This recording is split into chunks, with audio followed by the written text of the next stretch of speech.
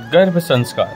हमारे शास्त्रों में मान्य 16 संस्कारों में गर्भाधान पहला है। गृहस्थ जीवन में प्रवेश के उपरांत प्रथम कर्तव्य के रूप में इस संस्कार को मान्यता दी गई है। गृहस्थ जीवन का प्रमुख उद्देश्य श्रेष्ठ संतानोत्पत्ति है।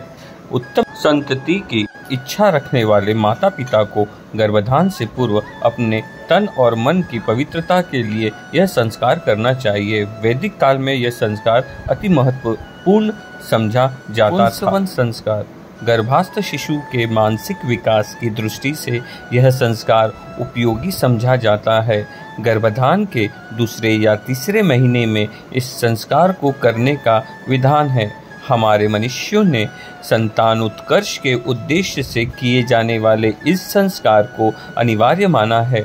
गर्भास्थ शिशु से संबंधित इस संस्कार को शुभ नक्षत्र में संपन्न किया जाता है। पुंसवन संस्कार का प्रयोजन स्वास्थ्य एवं उत्तम संतान को जन्म देना है। विशेष तिथि एवं ग्रहों की गणना के आधार पर ही गर्भाधान करना उचित माना गया है। सीमंत संस्कार। सीमंतोन्नयन को सीमंतकरण अथवा सीमंत संस्कार भी कहते हैं। सीमंतोन्नयन का अभिप्राय है सौभाग्य संपन्न होना। गर्भपात रोकने के साथ साथ गर्भास्थ शिशु एवं उसकी माता की रक्षा करना भी इस संस्कार का मुख्य उद्देश्य है। इस संस्कार के माध्यम से गर्भिणी स्त्री का मन प्रसन्न रखने के लिए सौभाग्यवती स्त्रियां गर्भवती की मांग भरती हैं। यह संस्कार गर्भ धारण के 6ठे अथवा 8वें महीने में होता है। कर्म संस्कार। नवजात शिशु के नाल छेदन से पूर्व इस संस्कार को करने का विधान है। इस देवी जगत से प्रत्यक्ष संपर्क में आने वाले बालक को मेधा बल एवं दीर्घायु के लिए स्वर्णखंड से मधु एवं कृत वैदिक मंत्रों के उच्चारण के साथ छटाया जाता है। यह संस्कार विशेष मंत्रों एवं विधि से किया जाता है। 2 बूंद घी तथा 6 बूंद शहद का सम्मिश्रण अभिमंत्रित कर चटाने के बाद पिता यज्ञ करता है तथा 9 मंत्रों का विशेष रूप से उच्चारण के बाद बालक के बुद्धिमान, बलवान, स्वस्थ एवं दीर्घजीवी होने का प्रार्थना करता है। नामकरण संस्कार। जन्म के 11वें दिन यह संस्कार होता है। हमारे धर्माचार्यों ने जन्म के 10 दिन तक अशौच सूतक माना है, इसलिए यह संस्कार 11वें दिन करने का विधान है। महर्षि याज्ञवल्क्य का भी यह मत है, लेकिन अनेक कर्मकांडी विद्वान इस संस्कार को शुभ नक्षत्र अथवा शुभ दिन में करना उचित मानते हैं। नामकरण संस्कार का सनातन धर्म में अधिक महत्व है। निष्क्रमण संस्कार। निष्क्रमण का अभिप्राय है बाहर निकलना। इस संस्कार में शिशु को सूर्य तथा चंद्रमा की ज्योति दिखाने का विधान है। भगवान भास्कर के तेज तथा चंद्रमा की शीतलता से शिशु को अवगत कराना ही इसका उद्देश्य है। जन्म के 4थे महीने इस संस्कार को करने का विधान है। शिशु समाज के संपर्क में आकर सामाजिक परिस्थितियों से अवगत। अन्नप्राशनम संस्कार। अन्नप्राशन का अर्थ है कि शिशु अन्न जिसे शास्त्रों में प्राण कहा गया है उसको ग्रहण कर शारीरिक व मानसिक रूप से अपने को बलवान व प्रबुद्ध बनाए।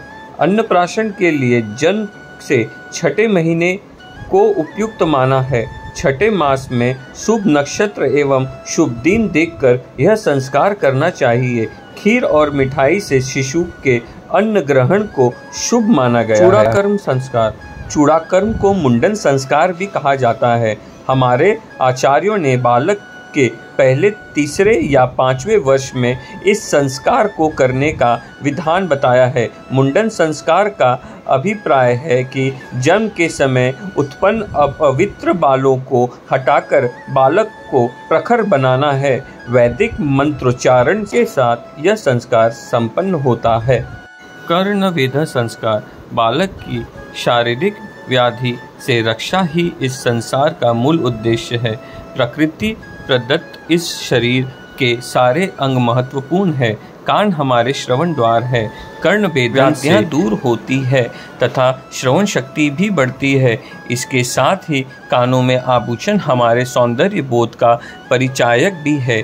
इस संस्कार को 6 माह से लेकर 16वें माह तक अथवा 3, 5 आदि विषम वर्षों में या कुल की परंपरा के अनुसार उचित आयु में किया जाता है। विद्यारंभ संस्कार अन्नप्राशन के बाद ही शिशु बोलना शुरू करता है, इसीलिए अन्नप्राशन के बाद ही विद्यारंभ संस्कार उपयुक्त लगता है। विद्यारंभ का अभिप्राय बालक को शिक्षा के प्रारंभिक स्तर से परिचित करना है।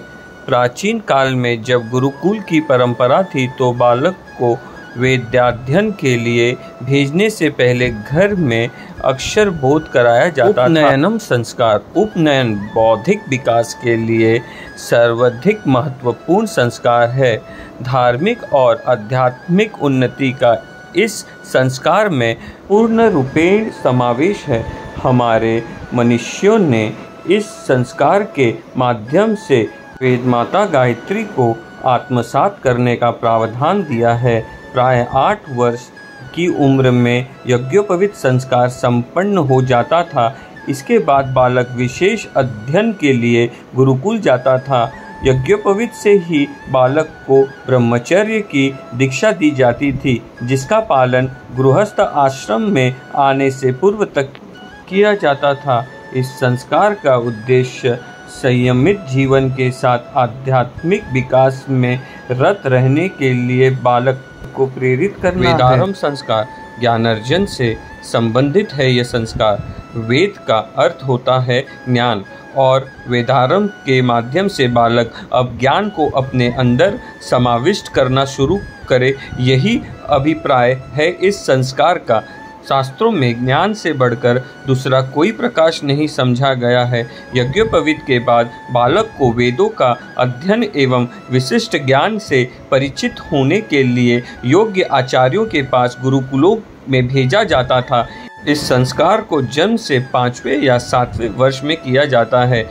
अधिक प्रामाणिक 5वां वर्ष माना जाता है। यह संस्कार प्राय वसंत पंचमी को ही शांत संस्कार गुरुकुल में वेदाध्ययन पूर्ण कर लेने पर आचार्य के समक्ष ये संस्कार संपन्न किया जाता था।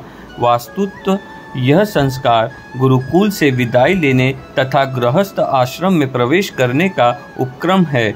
वेद पुराणों एवं विभिन्न विषयों में पारंगत होने के बाद ब्रह्मचारी के समावर्तन संस्कार के पूर्ण बालों की सफाई की जाती है तथा उसे स्नान कराकर स्नातक की उपाधि दी जाती है। समावर्तनम संस्कार गुरुकुल से विदाई लेने से पूर्व शिष्य का समावर्तनम संस्कार होता था। इस संस्कार से पूर्व ब्रह्मचारी का के शांत संस्कार होता था और फिर उसे स्नान कराया जाता था। यह स्नान समावर्तन संस्कार के तहत होता था। इसमें सुगंधित पदार्थों एवं औषधित युक्त जल से भरे हुए उत्तर भाग में 8 घड़ों के जल से स्नान करने का विधान है।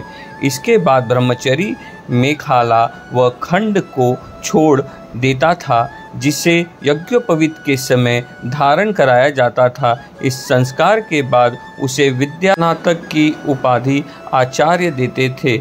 इस औषधि से वह सगर्भ गृहस्थ आश्रम में प्रवेश करने का अधिकारी समझा जाता था। सुंदर वस्त्र व आभूषण धारण करता था तथा आचार्यों एवं गुरुजनों से आशीर्वाद ग्रहण कर अपने घर के लिए विदा होता था। संस्कार प्राचीन काल से ही स्त्री और पुरुष दोनों के लिए यह सर्वाधिक महत्वपूर्ण संस्कार है। यज्ञोपवीत से समावर्तन संस्कार तक ब्रह्मचार्य व्रत के पालन का हमारे शास्त्रों में विधान है। वेदाध्ययन के बाद जब युवक में सामाजिक परंपरा निर्वाह करने की क्षमता व परिपक्वता आ जाती थी तो उसे गृहस्थ धर्म में प्रवेश करवाया जाता था। लगभग 25 वर्ष तक ब्रह्मचार्य का व्रत का पालन करने के बाद युवक परिणय सूत्र में बांधता था। अंत्योष्टि संस्कार अंत्योष्टि को अंतिम अथवा अग्नि परिग्रह संस्कार भी कहा जाता है। आत्मा में अग्नि का आदन करना ही अग्नि परिग्रह है। धर्मशास्त्रों की मान्यता है कि मृत शरीर की विविध क्रिया करने से जीव की अतृप्त वासनाएं शांत हो जाती है। हमारे शास्त्रों में बहुत ही सहज ढंग से यह लोक और परलोक की परिकल्पना की गई है। जब तक जीव शरीर धारण कर यह लोक में निवास करता है तो वह विभिन्न कर्मों से बंधा रहता है। प्राण छूटने पर वह इस लोक को छोड़ देता है। उसके बाद ही परिकल्पना में विभिन्न लोकों के अलावा मोक्ष या निर्वाण है। मनुष्य अपने कर्मों के अनुसार फल भोगता है।